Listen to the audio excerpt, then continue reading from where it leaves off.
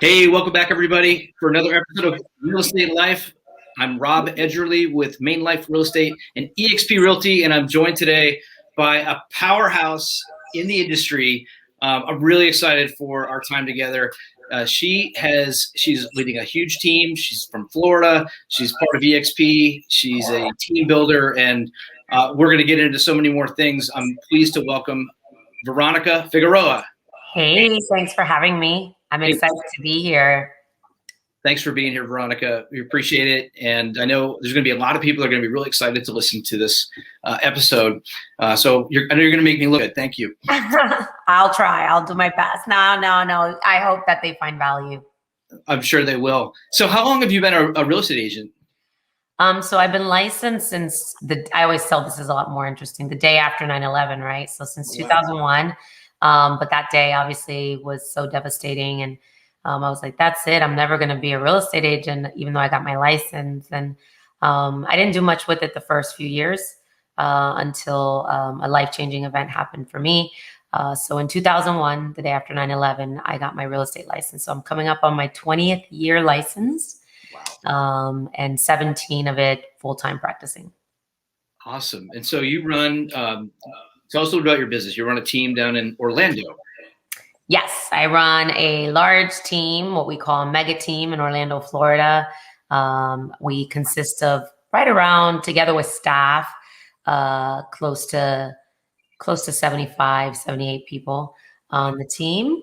And actually closer to 80 on the team, and just excited for all the opportunities that we have. And to date, we've outperformed some numbers that are pretty impressive. I think I was sharing that with you earlier. Last year we sold 792 homes with a roster that was probably half that size.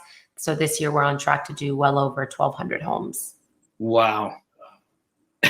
That's amazing, and that's it's hard to fathom for some of us in different markets. Along with that many people, I'm sure there come many challenges. And yeah. I know when we were booking you for this, one of your topics you talk about is you're the queen of teams. Well, someone gave me that name, and I'm like, I guess I'll run with that. But right. I'm probably the queen of making mistakes in teams, and that's probably why that's come up, because I'm not afraid to share, and I'm really honest and open about our growth, about our challenges, about running a business, about being a woman in leadership. So it's just a lot. And yeah, if I am the queen, it's the queen of making the mistakes and learning a lot along the way to help me now be in the position that I'm in to now serve an amazing team, a local team, and then also as we expand across the country with our network of eXp, we have, what we call the modern team. Now we have almost 1,500 partners across the country too. Wow. That's amazing. So are you, along with running a big team, as you said, many failures, I've experienced that with a lot of failures with just a few people here.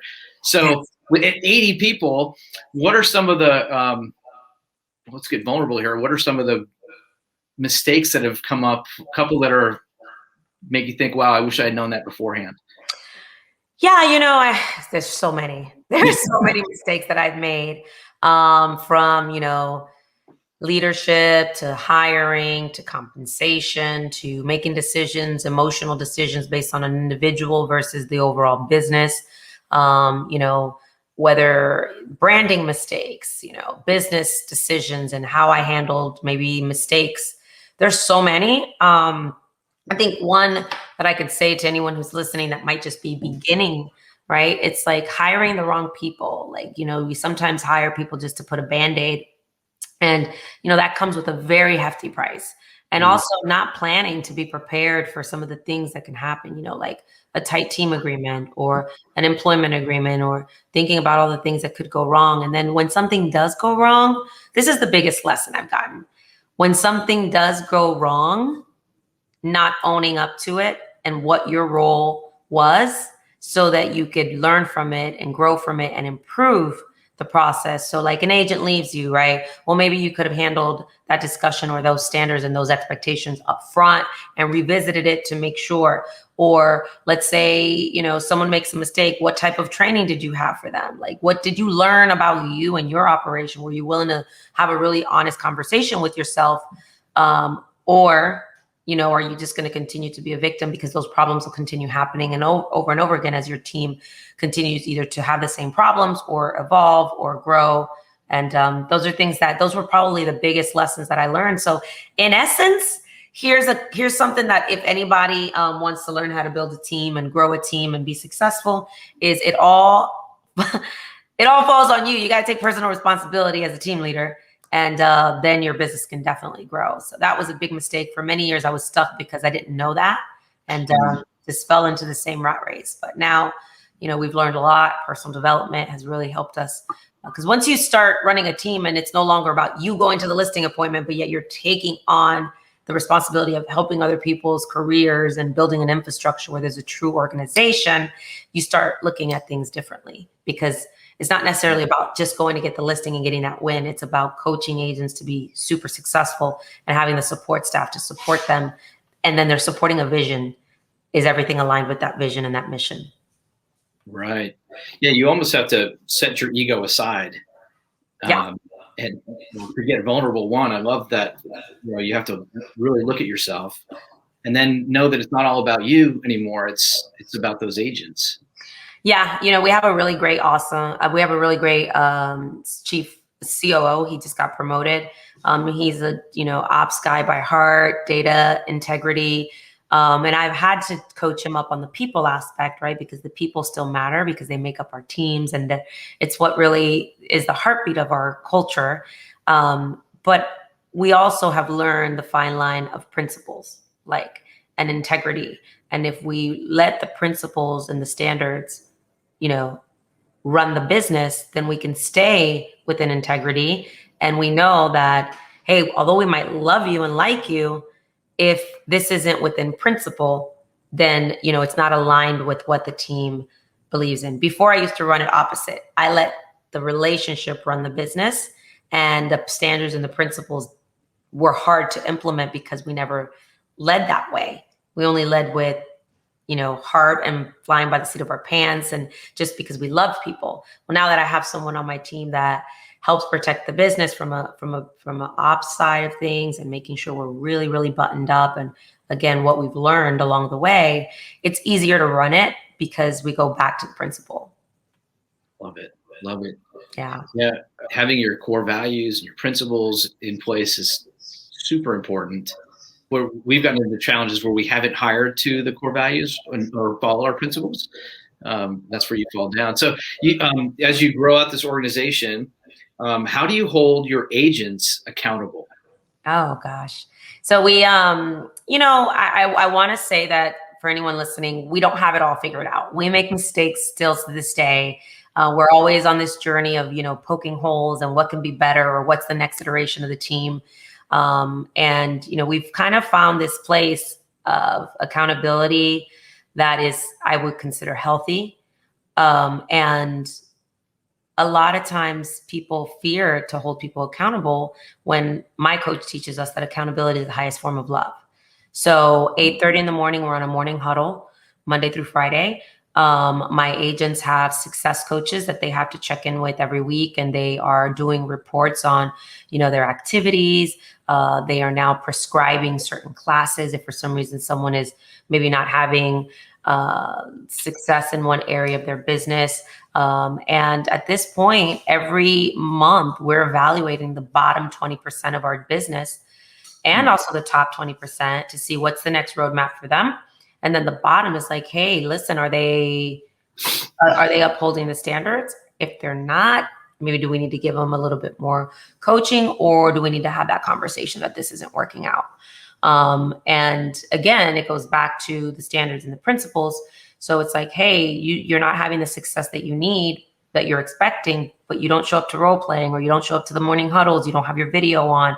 Your database and follow-up boss isn't, you know, up to the standards. What can we help you with? You know, you're not plugged in. What is, and it's not coming from a place of you're not doing. It's more like, how can we support you? This is what we expect. This is what you committed to. But yet your actions, how would I know if these are the actions that we're seeing? Because everything is through the integrity of the system, which is, again, our follow-up boss. And we really live and breathe that. And that's where your performance shows up at.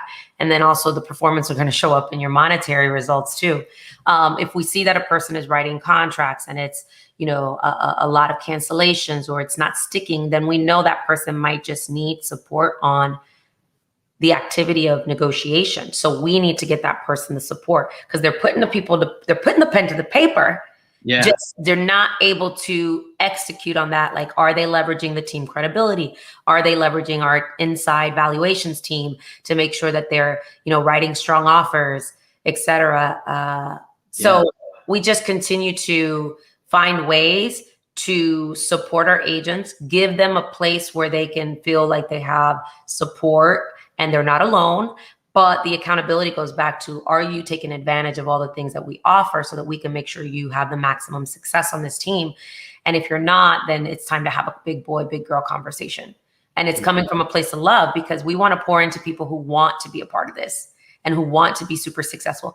If you don't want the accountability, if you don't have, let's say you're not in the right place to be, I would say held accountable to that degree, we have a program for that. And we would love to share that with you. And we would love to give you the flexibility that you need. But if you want to be on the Figueroa team, home base, Fig team, opportunity leads, conversion, relationship, and personal development plan, this is what's expected. If you want the freedom plan of, I just do what I want, we got a plan for that too, because we believe that everybody should be able to do this the way they want to. But our particular plan, like the one where you're going to get the golden money phone connects and the opportunities where my ISAs are handing you over ready, willing, and able appointments. And, you're going to get personalized coaching at a high level. Yeah. Accountability is expected. Yeah. Do you find, there are people that they just don't want that accountability, right? They want to go do their own thing. That's okay. Yeah. There are a lot of people who, find that no. I got into real estate for freedom. I got into real estate to not be held accountable. And some people will thrive and crush it and they will do so well. And we let them know, absolutely. And that works for some people. And we would love to support you no matter what that looks like. You're ready to start your brand. You can fund your business. You can go out there. You have plenty of relationships, marketing. You're putting yourself out there at a high level. How can we support you? Absolutely. The accountability may look different for them. Maybe accountability for them is just going to lunch once a month with them or, hopping on a once a month Zoom call with them. I think people do want accountability. They just don't, they're just afraid to fail themselves. But accountability can look different for different people. And, like I said, our standards and principles on our team call for a more extreme level of accountability because of the accounts that we have and the type of business that we run and the marketing dollars that we spend. Where other agents just say, no, I would just love to be able to pick your brain and maybe you got a playbook you could share with me. And I'm like, absolutely. And then that accountability with that, Rob, might look like, hey, Rob, now that you got the playbook for building out, let's say your admin or your ISA team or your CMA team, like how would you like for me to hold you accountable? Do I have permission to hold you accountable? You want me to check in with you next month to see what you've been able to implement? Or, do you just want me to leave you alone? Because what I find is the number one issue with people is that they ask for the help and they get the playbook, but they have a real hard time implementing. Is there anything that I could do to support you? Right. Yeah. Implementation is that's why there's so much training out there you can go buy. People are making money doing that because they're selling it, but nobody's actually implementing it all. Correct. It's a big challenge. Yeah. So I had to find my integrator for my business. Yeah. So if you read the book Rocket Fuel, obviously this is a book that, anyone who's running a high ops team, you've got the visionary, i.e. the scatterbrain squirrel with all the great ideas and that the world can, they can conquer the world. Then you need this integrator, implementer who's like, all right, let me bring you back to earth And let me let you know, we can't accomplish all of that at one time. Let's pick what's the best idea. Is this really practical? What do we need to put on the back burner? And what are we going to implement today? So a lot of people are that visionary, and they also are the integrator. And one thing they master, another thing they're like, oh my God, why am I such a bumblebee? I fall into everything, And then there's the anomalies who can do both, right? So I'm not. For a while, I had to be the executor and the visionary, but I was never able to grow as, let's say, as quickly as I could have, because I had to wear more than one hat. Now I have a really good integrator, and he holds me accountable. Right after this, I've got an appointment, and then I'm going to go meet with him. And, it's just like, okay, what are we focusing on that has to be implemented? What can be put on hold? Right. I love that book. And if you don't have that integrator, you're moving more slowly, for sure. Yeah, and it's possible. It's just you're not at ultimate potential. Yeah. You can spin your wheels quite a bit. Yeah. And the integrators need the visionaries. They need us to keep people on their toes and be like, we got to pivot. They're like, but that wasn't on the plan. I know, but we got to trust our gut. And sometimes we got to pivot, and, something happened, and now we got to strategize on how to, shift. And, I think it's just a great combo to any business. Yeah, definitely. So thinking about, I love books, and I know readers are leaders. Any book that you're reading right now that you're thinking, this is a must read for anybody? No, but I am going to, because we're actually ordering it, and it's called, I believe, Blink. It's Blink. Oh, yeah. So that one is on my radar to actually order this week. My leadership team and I are going to be reading it, just because as we continue to grow, you start having a different set of problems and different type of leadership and things that you got to do that sometimes don't feel good. So I love to read those kind of books. And there's another one that was just sent to me that I'm going to order, that is on my list.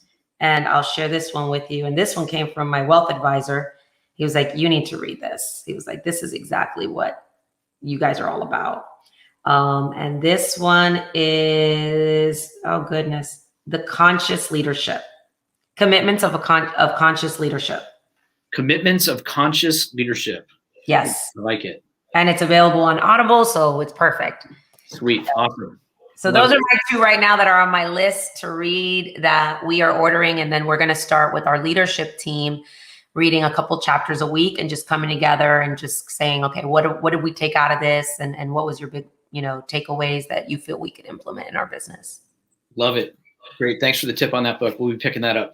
Yeah. For sure. It's great. It's so important to keep the fires burning, right? Get some thoughts flowing, and we need that fuel for our businesses. Yeah, we do. It's important. And it's always fun to run across someone that says, you should read this book. It would really do good for you guys. And I love that. I'm like, okay, perfect. I got to get that on the list. Yeah, definitely. A lot of times I find motivation in books that I'm reading and listening to speakers and people like yourself. Had some tough times here in our market. We're out there beating the bushes. We're looking for listings because we're in a very low inventory market. And I think you said you're in the same type of a market right now. How do you stay motivated? How do you motivate your team? I tell them this market won't last forever. I let them know that this pain that they're going through is temporary, but what they will overcome and how they'll come out on the other side is going to determine what kind of real estate agent they're going to be. Are they going to be an agent of the future? Were they able to survive this market by what we teach them and the strategy? So for example, now I have my listing partners. I think I shared this earlier. We just paid for some high level coaching for our listing partners. These were partners that, would come in and say, come list me.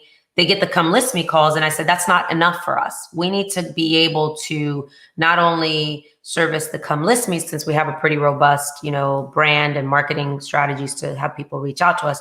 We have to be able to hunt and find inventory where most people don't know where to find it, circle prospecting, all the things that we need to be doing, and know what to say, because the reason that people don't want to pick up the phone and do a little bit of more of the hard prospecting is because oftentimes they don't know what to say. Right. So I've invested in getting them the best live listing coaching I've selected 10 agents at a time on my team. It's an invite only because I believe they have the skill set, and it's inspiring the others to say, what do I need to do to get to that level? Okay, well, you need to bring in two to three listings to the team before we even pay for that training for you. Well, how do I get listings in this difficult market? Well, let's give you the playbook on at least going to get a simple listing. Who do you know? You have a sphere? Let's get you. So it's kind of created this idea of like, well, I want to learn how to hunt because it's been proven that listing agents right now are kind of sitting on the ivory tower or in the throne. So how do I get that? Well, then you got to go out there and do at least what some of these agents have done and just work their sphere. Because you mean to tell me you don't know anyone that's thinking of buying or selling a house? So, or here's the pawn, start dialing. Would you rather take the ignorance of you not knowing what to say and helping you with the script because you've got the team credibility and you've got the team scripts? Now that's exciting because it's helping our agents realize that if they want to last in this business, they need to learn other skill set. They need to be able to get better at their craft. So what we're doing today to stay motivated is pushing ourselves even more, not sitting around waiting for this market to determine our success or our economy. Our actions will determine our economy. Our actions are going to determine how successful we are. It's like I tell my agents, you can sit here and wallow and worry, or you could take action, and action will get you the results you need. Okay. If you're doing the things that we coach you to do, now's the time to go heavy on social media, heavy on video, identifying and growing, piquing people's interest as to why, they should consider a move. If you live in Orlando, what are some of the up and coming neighborhoods that people are moving up to? So this way they can free up their current living situation and, decide to sell. So one of the things that we are doing is, I haven't announced this yet. We've been working on our brand. Does our brand match the market? So, for a long time, we were the Figueroa team, and the Figueroa team, powered by Veronica Figueroa when I was at Remax and all that. But that worked in my little sub market that was a 328 zip code, right? The little zip code that I lived in that everybody knew me. But as my goals started growing and I start recruiting and I start having a team that's massive, I've got to pivot. So we're constantly pivoting our business to stay motivated and giving our agents something to work towards, letting them know we're building something. We're not going to stay stagnant. So Figueroa team just rebranded. We dropped the Figueroa. It's Fig Team, which is what most people know us by anyways, powered by Veronica Figueroa. So it means I'm pushing this brand, but we're entering into other markets. Why are we entering into other markets? Because we're going to find other Fig Team leaders, because we've now dropped the acronym and now it's Florida is growing. So now we're going to be the ones starting the show and say, Haines City is growing. A lot of you guys are thinking about Orlando, Florida, but we're going to show you some of these little sub markets that are right outside of Orlando, because Florida is growing and we're committed to showing you the areas that Florida is growing in, because you might be ready to move. You might be ready to build. You might be ready to, start a move up into a community that was, maybe a second home for you. So we are focused on always reinventing. And all I do is spend my time thinking, how do I create more opportunities for the team, for growth? And I lead by example, and I show that to my team. So I expect them to stay motivated and challenged and go out there and be an extension of this vision. That's awesome. That's exciting. I'm fired up for you. Well, we just love what we do. So how important is brand? Extremely important. I mean, and I don't care if your brand is your name, if your brand is your home team that people know. Like right now, agents should be going hard on their brand. But I think the number one issue that they have, Rob, is they just don't understand what that means. Your brand is your reputation. Your brand is what people can say about you when you're not around. Your brand isn't a logo. Your brand is, what you represent, what your values are, what type of experience people are going to believe they're going to get for you. Why are people willing to wait 2 to 3 days to talk to me? Because they feel like they understand the value that they'll get. So they'll respect if I say, hey, I'm out of the office, but you could talk to my partner. They're like, no, I'll wait for you on Monday. And I love to, sometimes that happens, and it's because of the brand and the reputation that you put out there. And more than ever now, people who have a strong brand. So that's why some agents in some markets who farm and who are just diehard in that community are going to do well. They're going to thrive so long as they keep on double downing on their brand, how they are seen on social media, how they're seen on marketing materials, how their listings look, how their everything, and ultimately how the public feels that they connect with you is part of your brand. I always tell agents, I have an acronym called RARE. It's reputation, which equals brand. It's attraction. How are you attracting buyers and sellers and agents to join you? It's retention. Once you have them, how do you keep them to send you more business and referrals? That's that post closing experience and making sure they're part of your client post, communication process. And if you're an agent or a leader looking to recruit, how are you retaining people? How are you loving on them once they're with you? Because retention is a huge issue. And then most importantly, what's the experience that you give them? Are you above average experience? Are you just transactional? Is it relational? So I always tell people, dare to be rare with your brand, but ultimately it's the reputation that you've put out there. People know what to expect from you. Dare to be rare. And what do you see? What's the biggest mistake that you see agents making? Both team members and, agents who've been doing it for a while. I have to say that, the agents that I can personally see in my ecosystem that come into my world, is they give up too soon. The biggest mistake is that they give up too soon. They have this perception that, there's a 3-month or a 6-month window and they're just about to crack the code and they give up. And the other mistake that I see agents, that those who had really great success coming out the gate swinging, because let's say they just had that ignorance on fire, right? They're doing everything you tell them to do. And then once they get that rhythm, again, they give up too soon, or they think it's time to start coasting. And they forget that it was that action, that consistency, that relentless just drive was what got them in the first place. And then they start questioning, I was on such a good run and now I don't know what happened. Well, I can tell you what happened. You stopped doing all the things that got you here. Right. So it's yeah. And it's the same thing. It's a pattern for agents. It's a pattern for anyone who joins, let's say, a company of you start calling everyone you're excited about and then you're like, oh, I got rejected once, so I'm going to stop calling. Same thing. You got hung up by a FISBO, or you got hung up. So you're going to stop. I'm like, are you kidding me? Another good book is Go for the No. If you read that book, it'll inspire you. Obviously, it's such a short read and so easy where it's I need to get 100 no's today. And then, you just keep on getting yeses because you get better at your craft. And you're like, well, I'm not quitting because I got to still get 100 no's. Well, next thing you know, you're just running this massive business because you're staying within principle to say, I'm really going to make my calls, even if I get hung up on, and even if I get a yes. I'm not going to stop when I get that yes because I committed to the no. Yeah. So I love hearing about somebody that likes phones. I've built my business on expireds and the phone. And some agents don't like the phone. They don't want to pick it up, and they're leaning towards social media contacts and that type of thing. I mean, what's your feeling about that? Man, I'm old school, but I'm new age too, right? So I get it. There's nothing better than that lead coming into you and your referral and someone who, was handed over to you, right?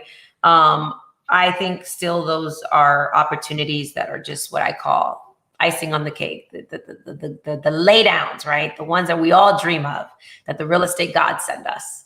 Right. But the reality is that's not enough. If you don't like calling people that you don't know, call the people that you do know. Some of you won't even call the people that you do know. Right. So, I mean, it's I don't care who you call, just call somebody.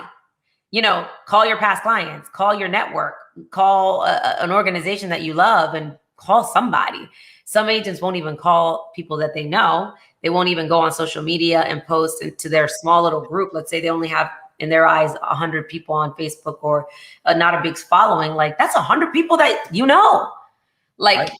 Do videos, give them updates, let them know that you're on this journey of growth and you'd love for them to be a part of it, that their referrals matter, but earn the opportunity to earn their business by bringing them value.